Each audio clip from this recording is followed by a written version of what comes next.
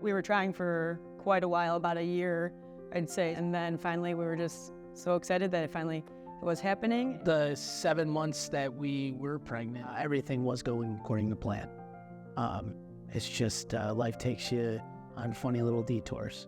We were in Montana actually for my mom's 70th birthday party, and one of the days we decided to do a day trip to Yellowstone National Park, and we were having a pretty good day until I started getting car sick. We saw Old Faithful and still wasn't feeling well, so we got back in the car and we got to the Continental Divide, and that's when my water broke.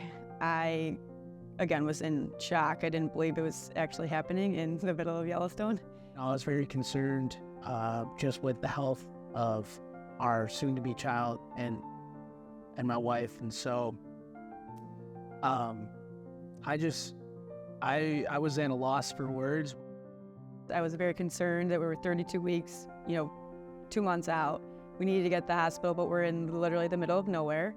Ambulance came. We had to go to one hospital 2 states away, and then we took another total of 4 ambulances, a medical airlift flight straight to University of Utah because our son was coming and we needed to get to the hospital as soon as possible.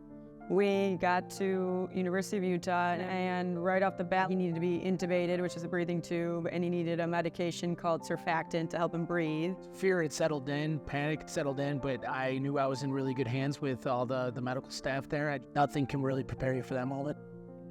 All of our suitcases were in Montana, so we're like, will our parents drive our stuff down? Will they fly to us? Because everyone's based in Chicago also.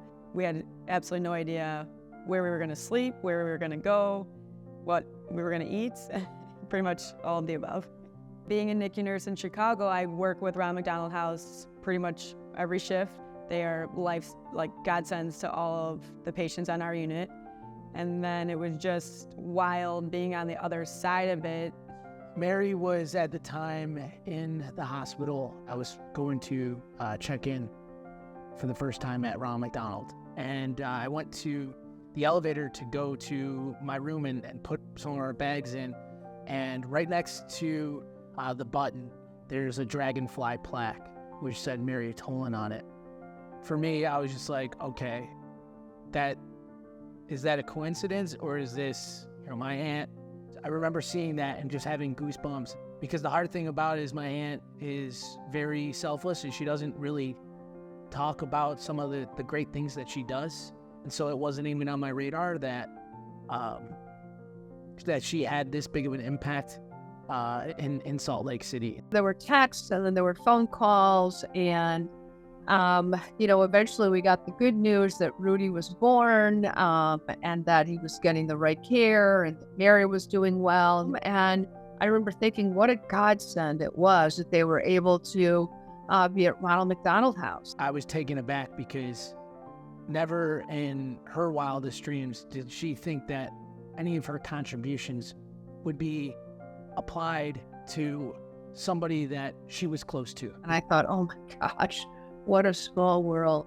But just amazed by all of the generosity that not only Mary, but every single other plaque that was in there, and what they were able to provide for families like us who find themselves in terrible situations. Well, I think when looking at, where's a really good cause and a good philanthropy, you want to know what kind of impact they're having and how clear it is that impact is really translating. And so to me, you get a little bit less enthusiastic about big complex bureaucracies and more about understanding, how clear and simple is the mission, and is most of the funding finding its way, directly to that cause. And so that was one of the things I did learn very early on about Ronald McDonald House. And then I got to know the director there, Carrie Romano, and I realized, what an incredibly competent and talented person she is, and how incredibly thrifty she is at taking every dollar in and making sure it's being translated to something that's directly benefiting the kids and the families. And just when you see that kind of effectiveness, where people have the skills and the capabilities to really transform resources into the highest impact, in addition to just having good intentions. So I think what I saw was the whole package.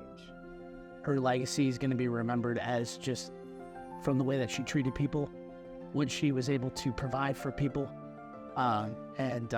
You know, I'm really proud to be her nephew because she's just an example for me, my wife, and Rudy to, you know, want to give back as well. You would never know Rudy was a preemie, that he came 2 months early. He is huge. He is off the charts percentile-wise. He is just growing and a healthy little happy boy. He's an amazing little guy that fuels us and gives us so much happiness, and he's awesome.